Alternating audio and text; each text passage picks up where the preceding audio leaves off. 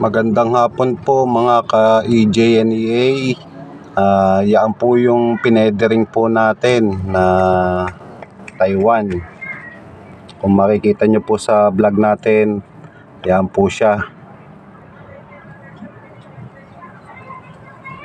Saka po yung kapares niyang blue bar.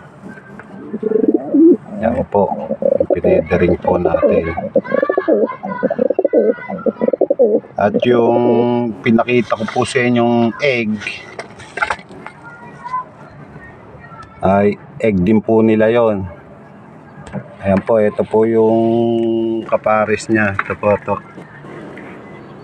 Ayan po yung blue bar. Ayan, ayan. Ayan po yung kapares niya. Ayan. Ngayon po, check po natin yung ano nila. Ang ano ko po nito, pisa na to. Ayan po. Check po natin kung pisa na. Dahan-dahan lang po tayo pag mag-check po tayo ng ano. Ayan po yung baby oh. Ayan po oh.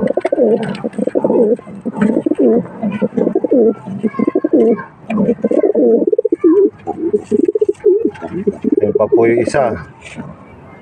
Yan po yung sinabi natin na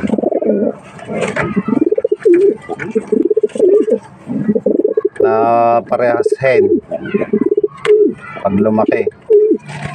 Yung kak po natin na sinabi ay nabasag po. Hindi po natin naasahan mga kalapatids. Kaya intayin po natin yan. Yan po yung inano natin na parehas hen. Ayan po, update ko lang po sa inyo. Sana po ay ma-hatch. Pero butas na po yung isa. Papalabas na rin po yun. Baka mamaya po, ano na yun, labas na. Pero sana buhay siya. Pero sa tingin naman natin, buhay.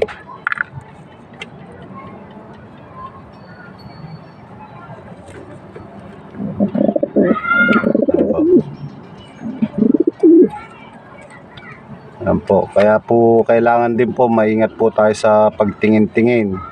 Kasi po merong masiselang ibon po talaga. Ayaw po nila pinapahawakan or ginagalaw sila.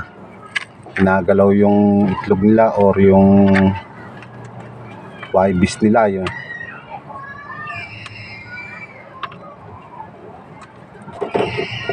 Ayan po. Ganyan lang po yung simple pag-iibon.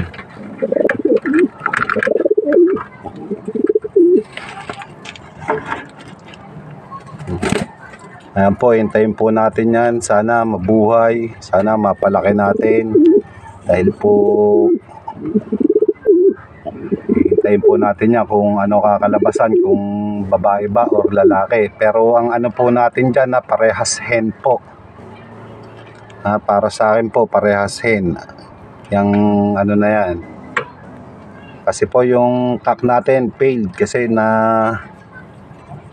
nabasag po. Yung itlog nung Mozzarella cross Johnston. Ayan po.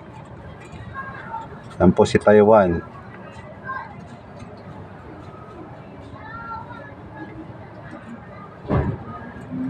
Yan lang po yung munting ibon na natin.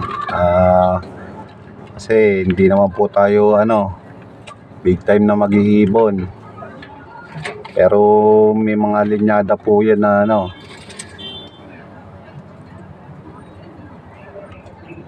yan po yung gift bird KEJ ni paring Potensiano Love TV. Ayan, paki-subscribe nyo po yan, Potensiano Love TV. Talagang yan, pag-supportan tunay ka po dyan, talagang bibigyan kayo ng ibon. Yan po.